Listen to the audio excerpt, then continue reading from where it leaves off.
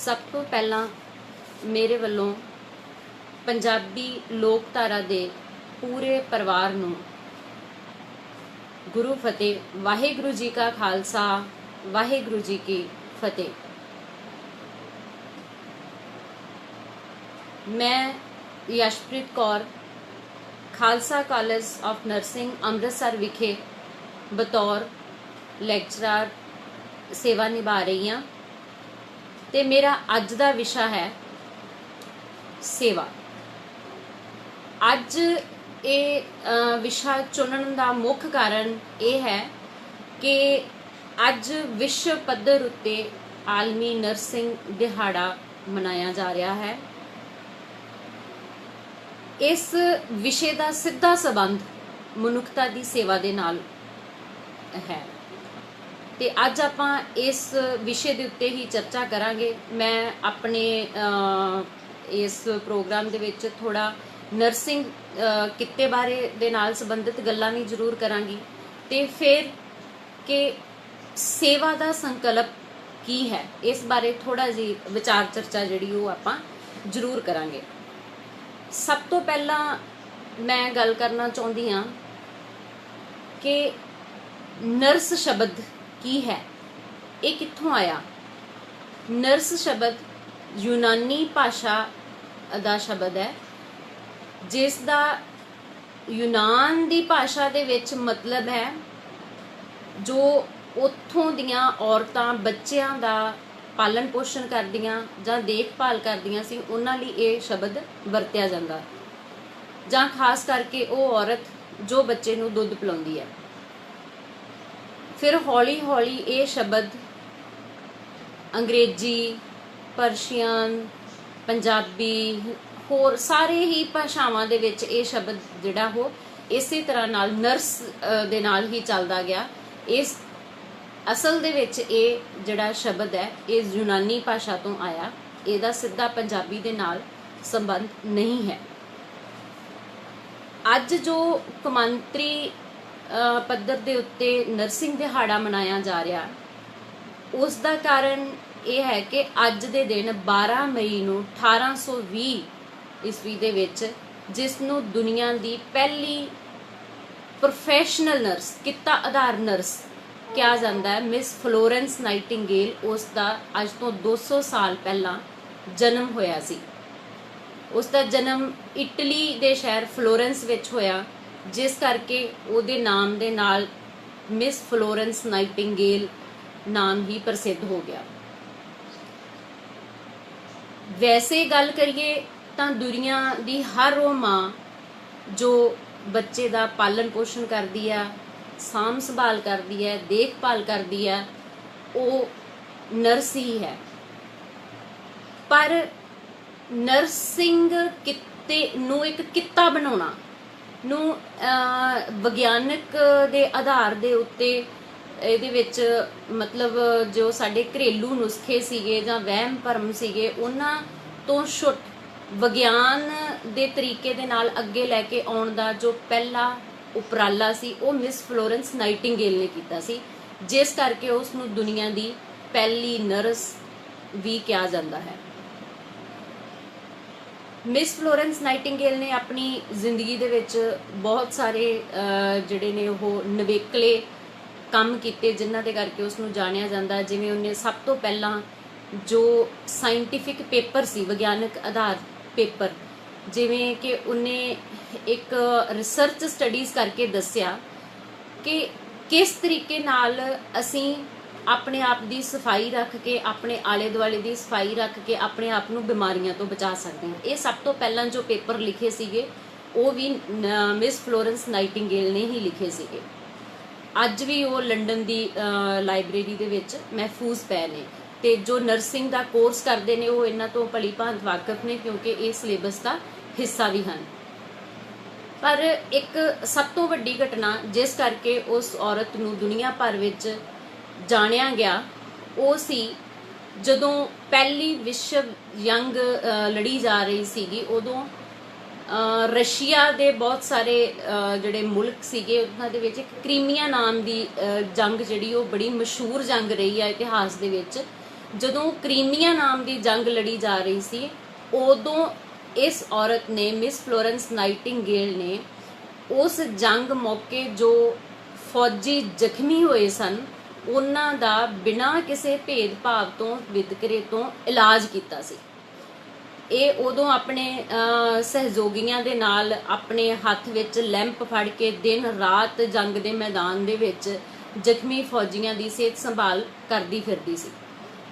ਤਾਂ ਉਦੋਂ ਇਸ ਨੂੰ a lady with the lamp ਦਾ ਨਾਮ ਹੀ ਮਿਲਿਆ, ਤੇ ਜਿਹੜਾ ਸੇਵਾ ਦਾ ਸੰਕਲਪ ਆ ਉਹ ਬਿਨਾਂ ਭੇਦਭਾਵ ਤੋਂ, ਬਿਨਾਂ ਕਿਸੇ ਸਵਾਰਥ ਤੋਂ ਉਹ ਉੱਭਰ ਕੇ ਦੁਨੀਆ ਦੇ ਵਿੱਚ ਸਾਹਮਣੇ ਆਇਆ।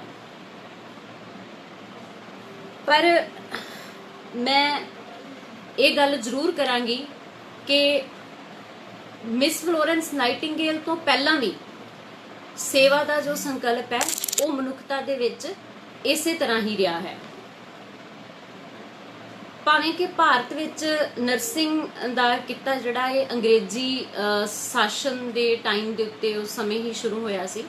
ਪਹਿਲਾਂ ਛੋਟੇ ਨਰਸਿੰਗ ਦੇ ਵਿੱਚ ਡਿਪਲੋਮਾ ਵਗੈਰਾ, ਫਿਰ ਹੌਲੀ ਹੌਲੀ ਡਿਗਰੀ ਕੋਰਸਿਸ। ਇਨ ਸ਼ੁਰੂਆਤੀ ਦੌਰ ਦੇ ਵਿੱਚ ਦਿੱਲੀ ਦਾ ਇੱਕ RAK ਕਾਲਜ ਆ, ਰਾਜਕੁਮਾਰੀ ਅਮਰਤਾ ਕਾਲਜ, ਉਹਦਾ ਨਰਸਿੰਗ ਸੇਵਾਵਾਂ ਦੇ ਵਿੱਚ ਬਹੁਤ ਵੱਡਾ ਹਿੱਸਾ ਹੈ। ਅੱਜ ਚਲਦਿਆਂ ਹੁਣ ਨਰਸਿੰਗ ਜੋ ਪ੍ਰੋਫੈਸ਼ਨ ਆ, ਇਹਦੀ ਜੋ ਵਿਦਿਆ ਪ੍ਰਣਾਲੀ ਆ ਉਹ ਇੱਥੋਂ ਤੱਕ ਵਿਕਸਿਤ ਹੋ ਚੁੱਕੀ ਆ ਕਿ ਹੁਣ ਡਿਗਰੀ ਕੋਰਸ, ਫਿਰ ਪੋਸਟ ਗ੍ਰੈਜੂਏਟ, ਜਿਵੇਂ ਮਾਸਟਰਸ ਵੀ ਆ ਗਈ ਨਰਸਿੰਗ ਦੇ ਵਿੱਚ ਵੱਖਰੇ ਵਿਸ਼ਿਆਂ ਦੇ ਉੱਤੇ। ਜਿਵੇਂ ਮੈਂ ਖੁਦ ਜੋ ਆ ਉਹ mental health and psychiatric nursing ਦੇ ਵਿੱਚ ਮਾਸਟਰਸ ਕੀਤੀ ਹੋਈ ਆ। ਹੁਣ ਮੈਂ ਅੱਗੇ PhD ਕਰ ਰਹੀ ਆ ਇਸੇ ਹੀ ਵਿਸ਼ੇ ਦੇ ਉੱਤੇ, ਜਿਹਦੇ ਵਿੱਚ ਮੈਂ ਥੋੜਾ ਜਿਹਾ ਨਸ਼ਿਆਂ ਦੇ ਸੰਬੰਧਿਤ ਲਿਆ ਆਪਣਾ ਵਿਸ਼ਾ, ਕਿ ਕਿਵੇਂ ਦਿਮਾਗ ਦੇ ਉੱਤੇ ਕੀ ਚੀਜ਼ ਅਸਰ ਕਰਦੀ ਹੈ ਕਿ ਆਪਣੀ ਇਹ ਜਾਣਦੇ ਹੋਏ ਵੀ ਜਾਨ ਖਤਰੇ ਵਿੱਚ ਆ ਤੇ ਮੁੰਡੇ ਜੋ ਨਸ਼ੇ ਨਹੀਂ ਛੱਡਦੇ। ਖਾਸ ਕਰਕੇ ਮੈਂ ਹੈਰੋਇਨ ਦਾ ਦਿਮਾਗ ਦੇ ਉੱਤੇ ਜਿਹੜਾ ਪ੍ਰਭਾਵ ਆ ਉਹ ਦੇਖ ਰਹੀ ਹਾਂ। ਚਲੋ ਹੁਣ ਆਪਾਂ ਇਸ ਵਿਸ਼ੇ ਤੋਂ ਉੱਠ ਕੇ ਸੇਵਾ ਦੇ ਵਿਸ਼ੇ ਦੇ ਵਿੱਚ ਗੱਲ ਕਰਦੇ ਹਾਂ, ਨਾਲ ਸੰਬੰਧਿਤ ਗੱਲ ਕਰਦੇ ਹਾਂ। ਸੇਵਾ ਕੀ ਹੈ? ਬਿਨਾਂ ਕਿਸੇ ਸਵਾਰਥ ਜਾਂ ਭੇਦਭਾਵ ਤੋਂ ਉੱਪਰ ਉੱਠ ਕੇ ਕਿਸੇ ਲਈ ਕੁਝ ਕਰਨ ਨੂੰ ਹੀ ਸੇਵਾ ਕਿਹਾ ਜਾਂਦਾ ਹੈ। ਤੇ ਸੇਵਾ ਮੇਰੇ ਖਿਆਲ ਦੇ ਵਿੱਚ ਇੱਕ ਅਜਿਹਾ ਗੁਣ ਹੈ ਜੋ ਮਨੁੱਖ ਦੇ ਅੰਦਰ ਆਦਿ ਕਾਲ ਤੋਂ ਹੀ ਮੌਜੂਦ ਰਿਹਾ ਹੈ, ਕਿਉਂਕਿ ਇਹ ਉਹ ਗੁਣ ਹੈ ਜਿਹੜਾ ਅਸੀਂ ਕਿਸੇ ਦੇ ਅੰਦਰ ਘੋਲ ਕੇ ਪਾ ਨਹੀਂ ਸਕਦੇ।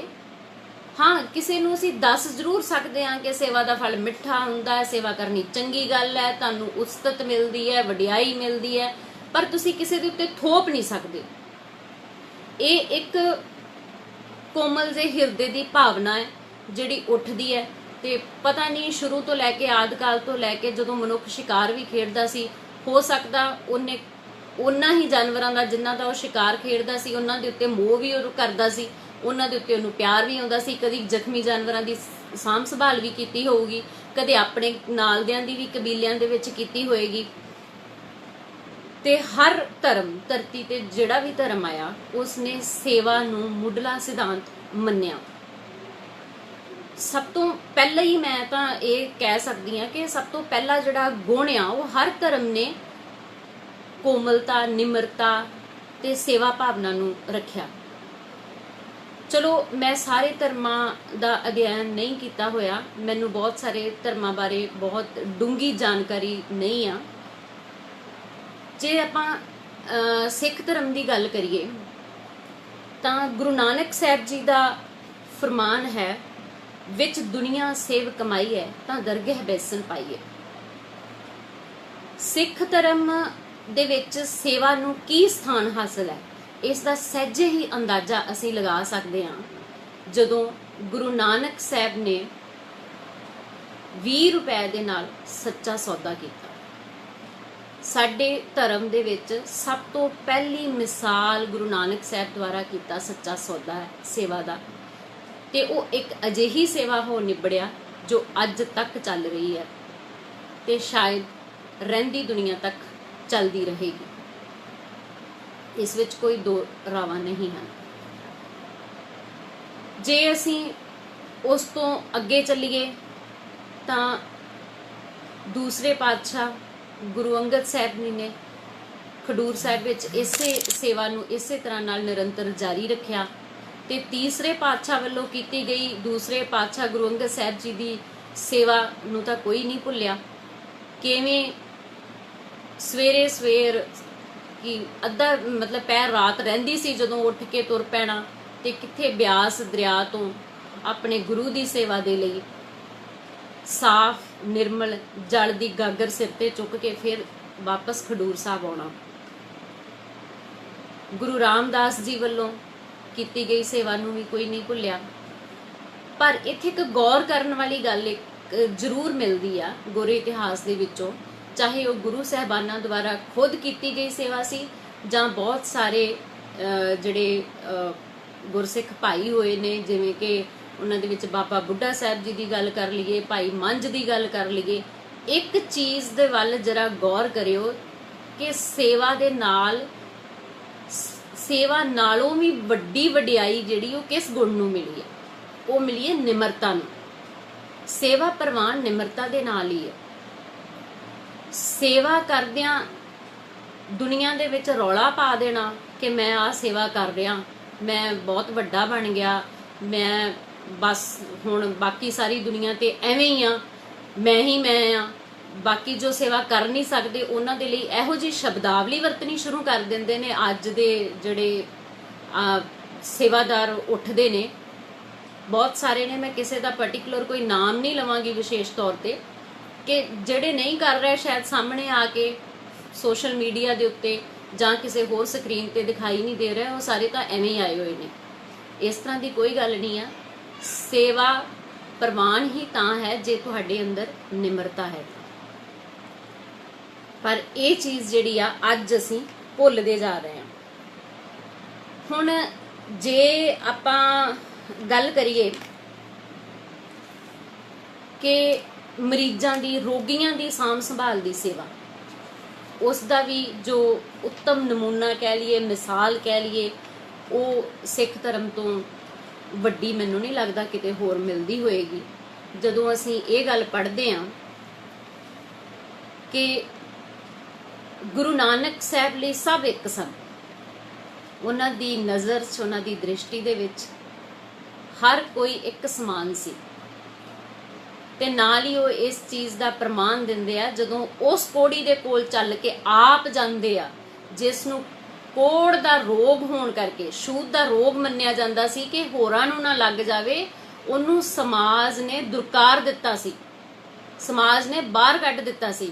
ਤੇ ਗੁਰੂ ਨਾਨਕ ਪਾਤਸ਼ਾਹ ਆਪ ਚੱਲ ਕੇ ਉਸ ਕੋੜੀ ਦਾ ਉਧਾਰ ਕਰਨ ਲਈ ਜਾਂਦੇ, ਉਹਦੇ ਕੋਲ ਜਾਂਦੇ ਆ। ਇਸ ਤੋਂ ਵੱਡਾ ਹੋਰ ਐਗਜ਼ਾਮਪਲ, ਹੋਰ ਮਿਸਾਲ ਅਸੀਂ ਕਿੱਥੋਂ ਲੱਭਣੀ ਆ ਕਿ ਕਿਵੇਂ ਅਸੀਂ ਰੋਗੀਆਂ ਦੀ ਜਾਂ ਬਿਮਾਰੀ ਦੇ ਵਕਤ ਦੇ ਉੱਤੇ ਜੋ ਮਨੁੱਖ ਨੂੰ ਜਿਸ ਸੇਵਾ ਦੀ ਲੋੜ ਹੁੰਦੀ ਆ ਉਹਨੂੰ ਅਸੀਂ ਪੂਰਾ ਕਰਨਾ। 8ਵੇਂ ਪਾਤਸ਼ਾਹ ਸਾਹਿਬ ਸ੍ਰੀ ਗੁਰੂ ਹਰਿਕ੍ਰਿਸ਼ਨ ਸਾਹਿਬ ਜੀ ਖੁਦ ਆਪਣੇ ਹੱਥੀਂ ਚੇਚਕ ਦੇ ਰੋਗੀਆਂ ਦਾ ਇਲਾਜ ਕਰਦੇ ਰਹੇ, ਉਹਨਾਂ ਦੀ ਸੇਵਾ ਕਰਦੇ ਰਹੇ, ਖੁਦ ਉਸ ਬਿਮਾਰੀ ਦਾ ਸ਼ਿਕਾਰ ਵੀ ਹੋ ਗਏ,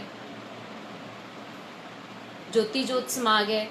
ਉਹੀ ਬਿਮਾਰੀ ਜਿਹੜੀ ਸੀ ਉਹੀ ਇਸ ਦੀ ਵਜ੍ਹਾ ਬਣੀ, ਪਰ ਸੇਵਾ ਦੇ ਸੰਕਲਪ ਨੂੰ ਉਹਨਾਂ ਨੇ ਕਿਸੇ ਵੀ ਤਰੀਕੇ ਦੇ ਨਾਲ ਹੇਠਾਂ ਨਹੀਂ ਆਉਣ ਦਿੱਤਾ। ਇਸ ਤਰ੍ਹਾਂ ਦੀਆਂ ਹੋਰ ਬਹੁਤ ਸਾਰੀਆਂ ਮਿਸਾਲਾਂ ਨੇ ਜਿਨ੍ਹਾਂ ਦੇ ਵਿੱਚ ਅਸੀਂ ਰੋਗੀਆਂ ਦੀ ਦੇਖਭਾਲ ਦੀ ਜਿਹੜੀ ਉਹ ਮਿਸਾਲ ਲੈ ਸਕਦੇ ਹਾਂ। ਤੇ ਜਿਹੜੀ ਗੱਲ ਮੈਂ ਮਿਸ ਫਲੋਰੈਂਸ ਨਾਈਟਿੰਗੇਲ ਦੀ ਕਹੀ ਆ ਕਿ ਉਹ ਕ੍ਰੀਮੀਆਂ ਦੀ ਜੰਗ ਦੇ ਦੌਰਾਨ ਜ਼ਖਮੀ ਫੌਜੀਆਂ ਦੀ ਬਿਨਾਂ ਭੇਦ ਭਾਵ ਤੋਂ ਸੇਵਾ ਕਰ ਰਹੀ ਸੀ, ਕੋਈ ਅੱਜ ਤੋਂ 150 ਸਾਲ ਪਹਿਲਾਂ। ਪਰ ਉਸ ਤੋਂ ਵੀ ਪਹਿਲਾਂ ਕਿਤੇ ਗੁਰੂ ਦਾ ਸਿੱਖ ਭਾਈ ਕਨ੍ਹਈਆ ਜੀ ਇਸੇ ਤਰ੍ਹਾਂ ਯੁੱਧ ਦੇ ਮੈਦਾਨ ਦੇ ਵਿੱਚ ਬਿਨਾਂ ਕਿਸੇ ਵਿਤਕਰੇ ਤੋਂ, ਜਾਤ ਨਸਲ ਧਰਮ ਤੋਂ, ਹਰ ਉਸ ਯੋਧੇ ਦੀ ਜ਼ਖਮੀ ਹੋਏ ਦੀ ਸੇਵਾ ਕਰ ਰਹੇ ਸੀ, ਮਲਮ ਪੱਟੀ ਕਰ ਰਹੇ ਸੀ, ਜਿਹਨੂੰ ਇਸ ਸੇਵਾ ਦੀ ਜ਼ਰੂਰਤ ਸੀ, ਲੋੜ ਸੀ। ਸਾਡੇ ਲਈ ਅਸੀਂ ਸਾਰੇ, ਹੋ ਸਕਦਾ ਮੇਰੇ ਵੀ ਪੰਜਾਬੀ ਲੋਕਧਾਰਾ ਪਰਿਵਾਰ ਦੇ ਸਾਰੇ ਮੈਂਬਰ ਇਸ ਮਿਸ ਫਲੋਰੈਂਸ ਨਾਈਟਿੰਗੇਲ ਤੋਂ ਜਾਣੂ ਨਾ ਹੋਣ, ਕਿਉਂਕਿ ਵਾਹ ਜਦੋਂ ਪੈਂਦਾ ਹੈ ਕਿਸੇ ਖਾਸ ਕਿੱਤੇ ਨਾਲ, ਕਿਸੇ ਖਾਸ ਪ੍ਰੋਫੈਸ਼ਨ ਦੇ ਨਾਲ, ਤਾਂ ਉਦੋਂ ਹੀ ਅਸੀਂ ਬਹੁਤ ਕੁਝ ਜਿਹੜਾ ਉਹ ਜਾਣਦੇ ਹਾਂ। ਪਰ ਭਾਈ ਕਨ੍ਹਈਆ ਜੀ ਨੂੰ ਤਾਂ ਆਪਾਂ ਨਹੀਂ ਭੁੱਲੇ ਨਾ। ਭਾਈ ਕਨ੍ਹਈਆ ਜੀ ਦੀ ਦੁਆਰਾ ਕੀਤੀ ਗਈ ਜਿਹੜੇ ਉੱਤਮ ਸੇਵਾ ਦਾ ਨਮੂਨਾ, ਉਸ ਨੂੰ ਤਾਂ ਅਸੀਂ ਅੱਖਾਂ ਤੋਂ ਪਰੋਖੇ ਨਹੀਂ ਕਰ ਸਕਦੇ। ਉਹ ਤਾਂ ਸਾਡੇ ਲਈ ਇੱਕ ਸਬੂਤ ਹੈ ਨਾ, ਮਿਸਾਲ ਹੈ ਨਾ, ਕਿ ਅਸੀਂ ਰੋਗੀਆਂ ਦੀ, ਜ਼ਖਮੀਆਂ ਦੀ ਸੇਵਾ ਜਿਹੜੀ ਆ ਉਹ ਕਿਵੇਂ ਕਰਨੀ ਹੈ। ਅੱਜ ਤਾਂ ਕੁਦਰਤੀ ਹੀ ਜਿਸ ਮਾਹੌਲ 'ਚ ਆਪਾਂ ਬੈਠੇ ਹੋਏ ਆ, ਜਦੋਂ ਜਿਹੜੇ ਇਸ ਪਰਿਵਾਰ ਦੇ ਪ੍ਰਬੰਧਕ ਵੀਰ ਨੇ, ਭੈਣਾਂ ਨੇ, ਉਹਨਾਂ ਨੇ ਇਹ ਪ੍ਰੋਗਰਾਮਾਂ ਦੀ ਲੜੀ ਚਲਾਈ ਆ, ਉਹਦਾ ਕਾਰਨ ਆਪਾਂ ਭਲੀ ਭਾਂਤ ਜਾਣਦੇ ਆ। ਆਪਾਂ ਸਾਰੇ ਲੋਕਡਾਊਨ 'ਚ ਅੰਦਰ ਬੈਠੇ ਹੋਏ ਆ ਆਪਣੇ ਘਰਾਂ ਦੇ ਵਿੱਚ, ਆਪੋ ਆਪਣੇ ਘਰਾਂ ਦੇ ਵਿੱਚ ਹੀ ਆਪਾਂ ਇਕਾਂਤਵਾਸ ਵਿੱਚ ਆ। ਤਾਂ ਹੀ ਆਪਾਂ ਇੱਕ ਦੂਜੇ ਦੇ ਨਾਲ ਰੂਬਰੂ ਹੋਣ ਦੇ ਲਈ ਇਹ ਜਿਹੜੀ ਪ੍ਰੋਗਰਾਮਾਂ ਦੀ ਇਹ ਲੜੀ ਚਲਾਈ ਆ। ਕਿਉਂ ਚਲਾਈ ਆ, ਕਿਉਂ ਇਕਾਂਤਵਾਸ ਦੇ ਵਿੱਚ ਆ? ਕਿਉਂਕਿ ਅੱਜ ਵੀ ਚੇਚਕ ਵਰਗੀ ਇੱਕ ਮਹਾਮਾਰੀ ਦੇ ਪ੍ਰਕੋਪ ਦਾ ਆਪਾਂ ਸਭ ਸਾਹਮਣਾ ਕਰ ਰਹੇ ਹਾਂ। ਜਿਸ ਵਿਸ਼ੇ ਤੇ ਮੈਂ ਗੱਲ ਕਰ ਰਹੀ ਹਾਂ, ਅੱਜ ਅਸੀਂ ਬਿਲਕੁਲ ਪੂਰੀ ਤਰ੍ਹਾਂ ਨਾਲ ਉਹੋ ਜਿਹੇ ਹਾਲਾਤਾਂ ਦਾ ਸਾਹਮਣਾ ਕਰ ਰਹੇ ਹਾਂ। ਅੱਜ ਲੋੜ ਹੈ ਸਾਨੂੰ ਕਿ ਅਸੀਂ ਇਸ ਸੇਵਾ ਦੇ ਅਸਲੀ ਸੰਕਲਪ ਨੂੰ ਸਮਝਦੇ ਹੋਏ ਕੁੱਲ ਸ੍ਰਿਸ਼ਟੀ ਦੇ, ਕੁੱਲ ਮਨੁੱਖਤਾ ਦੀ ਸੇਵਾ ਦੇ ਵਿੱਚ ਆਪਣੇ ਆਪ ਨੂੰ ਹਮੇਸ਼ਾ ਹਾਜ਼ਰ ਰੱਖੀਏ, ਹਾਜ਼ਰ ਸਮਝੀਏ। ਇਹ ਬਿਲਕੁਲ ਮਤਲਬ ਇਸ ਗੱਲ ਨੂੰ ਅੱਖੋਂ ਪਰੋਖੇ ਨਹੀਂ ਕੀਤਾ ਜਾ ਸਕਦਾ ਕਿ ਜਦੋਂ ਮਹਾਮਾਰੀ ਹੁੰਦੀ ਹੈ, ਉਹਦਾ ਸਭ ਤੋਂ ਪਹਿਲਾ ਤੇ ਮੁੱਢਲਾ ਜਿਹੜਾ ਸਿਧਾਂਤ ਆ, ਉਹ ਇਹ ਦਿਮਾਗ ਵਿੱਚ, ਮਨ ਵਿੱਚ ਰੱਖ ਕੇ ਚੱਲਣਾ ਪੈਂਦਾ ਹੈ। ਸਾਨੂੰ ਇਹ ਗੱਲ ਯਾਦ ਰੱਖਣੀ ਪੈਂਦੀ ਆ ਕਿ ਅਸੀਂ ਖੁਦ, ਸਾਡੇ ਪਰਿਵਾਰ ਦਾ ਕੋਈ ਨਾ ਕੋਈ ਮੈਂਬਰ, ਸਾਡੇ ਰਿਸ਼ਤੇਦਾਰ ਜਾਂ ਹੋਰ ਉਹ ਭੈਣ ਭਰਾ, ਦੋਸਤ ਮਿੱਤਰ ਜਿਨ੍ਹਾਂ ਦੇ ਅਸੀਂ ਸੰਪਰਕ ਵਿੱਚ ਆਉਂਦੇ ਹਾਂ, ਇਹਨਾਂ ਦੇ ਵਿੱਚੋਂ ਕੋਈ ਵੀ ਇਸ ਬਿਮਾਰੀ ਦਾ ਸ਼ਿਕਾਰ ਹੋ ਸਕਦਾ। ਕੋਈ ਵੀ ਮਹਾਮਾਰੀ ਹੋਵੇ। ਮਹਾਮਾਰੀ ਹੁੰਦੀ ਛੂਤ ਦੀ ਬਿਮਾਰੀ ਹੈ। ਛੂਤ ਦੀ ਬਿਮਾਰੀ ਉਸ ਨੂੰ ਕਿਹਾ ਜਾਂਦਾ ਜੋ ਲਾਗ ਲੱਗਦੀ ਹੈ, ਜਿਸ ਦੀ, ਜੋ ਬਿਮਾਰੀ ਅੰਦਰੋਂ ਆਪਣੇ ਆਪ ਪੈਦਾ ਨਹੀਂ ਹੋਣੀ, ਜਿਸ ਬਿਮਾਰੀ ਦਾ ਜੋ ਕਾਰਨ ਹੈ, ਕੋਈ ਜੀਵਾਣੂ, ਕੀਟਾਣੂ, ਕੋਈ ਵਾਇਰਸ, ਕੋਈ ਬੈਕਟੀਰੀਆ, ਉਹ ਜਦੋਂ ਤੁਹਾਡੇ ਕੋਲ ਆਏਗਾ, ਜਦੋਂ ਤੁਸੀਂ ਉਹਦੇ ਸੰਪਰਕ ਵਿੱਚ ਆਓਗੇ, ਤਾਂ ਉਹ ਬਿਮਾਰੀ ਹੋਏਗੀ। ਉਸ ਬਿਮਾਰੀ ਨੂੰ ਹੀ ਛੂਤ ਦੀ ਬਿਮਾਰੀ ਕਹਿੰਦੇ ਆ। ਤੇ ਇਸ ਤਰ੍ਹਾਂ ਦੀ ਬਿਮਾਰੀ ਜੋ ਆ, ਉਹ ਕਿਸੇ ਨੂੰ ਵੀ ਹੋ ਸਕਦੀ ਆ। ਇਹ ਗੱਲ ਹਮੇਸ਼ਾ ਦਿਮਾਗ ਵਿੱਚ ਰੱਖ ਕੇ ਚੱਲਣਾ ਪੈਂਦਾ। ਤਾਂ ਕਰਕੇ ਸਭ ਤੋਂ ਪਹਿਲੀ ਜਿਹੜੀ ਲੋੜ ਆ, ਉਹ ਇਹ ਬਣ ਜਾਂਦੀ ਆ ਕਿ ਅਸੀਂ ਹਰ ਇੱਕ ਤੋਂ ਇੱਕ ਖਾਸ ਦੂਰੀ ਬਣਾਈ ਰੱਖੀਏ। ਪਰ ਬੇਸ਼ਰਤੇ ਇਹ ਦੂਰੀ ਜੋ ਆ, ਇਹ ਚੰਗੀ ਸਿਹਤ ਦੀ ਹਾਮੀ ਭਰਦੀ ਹੋਵੇ। ਤੁਹਾਡੀ ਵੀ, ਤੁਸੀਂ ਇਹ ਵੀ ਸੋਚੋ ਕਿ ਮੈਨੂੰ ਵੀ ਹੋ ਸਕਦੀ ਹੈ ਬਿਮਾਰੀ, ਮੈਂ ਕਿਸੇ ਆਪਣੇ ਤੋਂ ਥੋੜੀ ਦੂਰੀ ਬਣਾ ਕੇ ਰੱਖਾਂ। ਇਸ ਦੂਰੀ ਦੇ ਕਾਰਨ ਮਨ ਵਿੱਚ ਕਿਸੇ ਤਰ੍ਹਾਂ ਦੀ, ਕਿਸੇ ਵੀ ਦੇ ਪ੍ਰਤੀ ਵੀ ਨਫ਼ਰਤ ਨਹੀਂ ਆਉਣੀ ਚਾਹੀਦੀ। ਅਗਰ ਤੁਸੀਂ ਇਹ ਦੂਰੀ ਬਣਾਉਂਦੇ ਬਣਾਉਂਦੇ ਇਹ ਸੋਚਣ ਲੱਗ ਜਾਂਦੇ ਹੋ ਕਿ ਕਿਸੇ ਦੇ ਨਾਲ ਨਹੀਂ ਲੱਗਣਾ ਨਾ, ਇਹ ਨੈਗੇਟਿਵ ਜਿਹੜੀ ਨਾ ਪੱਖੀ ਵਿਚਾਰ ਆ, ਉਹ ਦਿਮਾਗ ਦੇ ਵਿੱਚ ਜੇ ਘਰ ਕਰ ਜਾਂਦੇ ਨੇ, ਤਾਂ ਫਿਰ ਇਹ ਦੂਰੀ ਜਿਹੜੀ ਆ ਉਹ ਹਾਨੀਕਾਰਕ ਹੈ, ਫਿਰ ਲਾਹੇਵੰਦ ਨਹੀਂ। ਇਹ ਫਾਇਦੇਮੰਦ, ਲਾਹੇਵੰਦ ਉਦੋਂ ਹੀ ਆ ਜਦੋਂ ਤੁਹਾਡੀ ਸੋਚ ਹਾਂ ਪੱਖੀ ਹੋਵੇਗੀ, ਜਦੋਂ ਉਸ ਦੂਰੀ ਨੂੰ ਬਣਾਉਣ ਦਾ ਨਜ਼ਰੀਆ ਹਾਂ ਵਾਚਕ ਹੋਵੇਗਾ। ਅਗਰ ਮਨ ਵਿੱਚ ਕਿਸੇ ਹੋਰ ਤਰ੍ਹਾਂ ਦੇ ਖਿਆਲ ਆ ਰਹੇ ਨੇ, ਤਾਂ ਫਿਰ ਆਪਣੇ ਆਪ ਦਾ ਵਿਸ਼ਲੇਸ਼ਣ ਆਪ ਖੁਦ ਜ਼ਰੂਰ ਕਰ ਲੈਣਾ, ਫਿਰ ਤੁਸੀਂ ਨਾ ਪੱਖੀ ਹੋ। ਇਹ ਬਹੁਤ ਜ਼ਰੂਰੀ ਹੈ। ਉਸ ਤੋਂ ਬਾਅਦ ਅਸੀਂ ਹੋਰ ਬਹੁਤ ਸਾਰੇ ਜੋ ਰੋਜ਼ ਸੋਸ਼ਲ ਮੀਡੀਆ ਦੇ ਉੱਤੇ ਪੜ੍ਹਦੇ ਹਾਂ, ਆਪਣੇ ਆਪ ਦੀ ਸਫਾਈ ਰੱਖਣੀ, ਦੂਸਰਿਆਂ ਦੀ ਸਫਾਈ ਰੱਖਣੀ, ਜਾਂ ਮਤਲਬ ਹੋਰ ਜਿੰਨੀਆਂ ਵੀ ਪ੍ਰੀਕਾਸ਼ਨਸ ਜਿਹੜੀਆਂ ਦੇ ਰਹੇ ਨੇ, ਸਾਰੇ ਡਾਕਟਰਸ ਦੱਸ ਰਹੇ ਨੇ ਕਿ ਕਿਵੇਂ ਕਿਵੇਂ ਆਪਣੇ ਆਪ ਦੀ ਤੁਸੀਂ ਸਾਂਭ ਸੰਭਾਲ ਕਰਨੀ ਆ, ਇਸ ਬਿਮਾਰੀ ਤੋਂ ਬਚਣਾ। ਇੱਕ ਸੇਵਾ ਇਹ ਵੀ ਆ ਕਿ ਤੁਸੀਂ ਇਹ ਸਾਰੀਆਂ ਜਿਹੜੀਆਂ रोकथाम ਦੇ ਉਪਰਾਲੇ ਨੇ ਇਹ ਆਪਣਿਆਂ ਨਾਲ ਆਪਣੇ ਦੂਜੇ ਦੋਸਤਾਂ ਮਿੱਤਰਾਂ ਦੇ ਨਾਲ ਸਾਂਝੇ ਕਰੋ। ਠੀਕ ਹੈ। ਅੱਜ ਦੇ ਮਾਹੌਲ ਦੇ ਵਿੱਚ ਇੱਕ ਸਭ ਤੋਂ ਵੱਡੀ ਸੇਵਾ ਜੋ ਅਸੀਂ ਆਰਾਮ ਨਾਲ ਘਰ ਬੈਠ ਕੇ ਕਰ ਸਕਦੇ ਹਾਂ, ਘਰ ਵਿੱਚ ਰਹੋ। ਤੁਹਾਡਾ ਘਰ ਵਿੱਚ ਰਹਿਣਾ ਹੀ ਵੀ ਇੱਕ ਸੇਵਾ ਵਾ। ਆਪ ਘਰ ਵਿੱਚ ਰਹੋ, ਬਿਨਾਂ ਵਜ੍ਹਾ ਬਿਨਾਂ ਲੋੜ ਤੋਂ ਬਾਹਰ ਨਾ ਜਾਓ, ਭੀੜਾ ਨਾ ਬਣਾਓ ਤੇ ਦੂਜਿਆਂ ਨੂੰ ਘਰ ਵਿੱਚ ਰਹਿਣ ਦੀ ਸਲਾਹ ਦਿਓ। ਇਹ ਵੀ ਇੱਕ ਬਹੁਤ ਵੱਡੀ ਸੇਵਾ ਵਾ ਜੇ ਤੁਸੀਂ ਇਸ ਤੇ ਅਮਲ ਕਰਦੇ ਹੋ ਤਾਂ। ਦੂਸਰੀ ਗੱਲ ਯਾਦ ਰੱਖੋ ਕਿ ਜੇ ਬਾਹਰ ਜਾਣਾ ਹੀ ਹੈ ਤਾਂ ਜੋ ਪ੍ਰੋਟੈਕਟਿਵ ਮੈਜ਼ਰਸ ਜਿਨ੍ਹਾਂ ਨੂੰ ਅਸੀਂ ਇੰਗਲਿਸ਼ ਦੇ ਵਿੱਚ ਕਹਿੰਦੇ ਆ, ਉਹ ਵਸਤਾਂ ਜੋ ਤੁਹਾਨੂੰ ਬਿਮਾਰੀ ਤੋਂ ਬਚਾਉਂਦੀਆਂ ਨੇ, ਤੁਹਾਨੂੰ ਵੀ ਤੇ ਤੁਹਾਡੇ ਆਪਣਿਆਂ ਨੂੰ ਵੀ। ਜਿਵੇਂ ਸਿਰ ਢੱਕ ਕੇ ਰੱਖੋ, ਮਾਸਕ ਪਾ ਕੇ ਰੱਖੋ, ਹੱਥਾਂ ਵਿੱਚ ਦਸਤਾਨੇ ਜ਼ਰੂਰ ਪਾਓ। ਬਾਹਰੋਂ ਆ ਕੇ ਜਦੋਂ ਘਰ ਅੰਦਰ ਵੜਦੇ ਹੋ ਤਾਂ ਆਪਣੀ ਜੁੱਤੀ, ਚੱਪਲ, ਆਪਣੇ ਕੱਪੜੇ ਕੋਸ਼ਿਸ਼ ਕਰੋ ਕਿ ਬਦਲ ਲਵੋ। ਠੀਕ ਹੈ। ਇਹ ਸਾਰੀਆਂ ਗੱਲਾਂ ਦਾ ਧਿਆਨ ਰੱਖੋ। ਇਹ ਵੀ ਤੁਹਾਡੀ ਮਨੁੱਖਤਾ ਦੇ ਪ੍ਰਤੀ ਇੱਕ ਅੱਜ ਸੇਵਾ ਹੀ ਹੈ। ਪਰ ਜੇ ਮਨ ਇੰਨੇ ਨਾਲ ਨਹੀਂ ਠਹਿਰਦਾ, ਅੰਦਰ ਲਗਨ ਹੈ ਕਿ ਨਹੀਂ ਲੋੜਵੰਦਾਂ ਲਈ ਕੁਝ ਕਰਨਾ, ਮੈਂ ਬਾਹਰ ਜਾਣਾ, ਬਾਹਰ ਜਾ ਕੇ ਕੁਝ ਕਰਨਾ, ਫਿਰ ਵੀ ਇਹਨਾਂ ਸਾਰੀਆਂ ਗੱਲਾਂ ਦਾ ਧਿਆਨ ਰੱਖਦੇ ਹੋਏ ਲੋੜਵੰਦ ਅੱਜ ਦੀ ਤਰੀਕ ਦੇ ਵਿੱਚ ਸ਼ਾਇਦ ਮਹਾਮਾਰੀ ਦੇ ਨਾਲ ਨਾਲ ਅੱਜ ਦੀ ਤਰੀਕ ਵਿੱਚ ਕੀ ਇਤਿਹਾਸ ਵਿੱਚ ਵੀ ਨਜ਼ਰ ਮਾਰੀਏ ਤਾਂ ਜਦੋਂ ਵੀ ਮਹਾਮਾਰੀ ਨੂੰ ਝੱਲਿਆ ਮਨੁੱਖਤਾ ਨੇ, ਉਦੋਂ ਹੀ ਨਾਲ ਇੱਕ ਹੋਰ ਚੀਜ਼ ਬੜੇ ਡਰਾਉਣੇ ਰੂਪ ਦੇ ਵਿੱਚ ਸਾਹਮਣੇ ਆਈ ਹੈ, ਉਹ ਹੈ ਭੁੱਖਮਰੀ।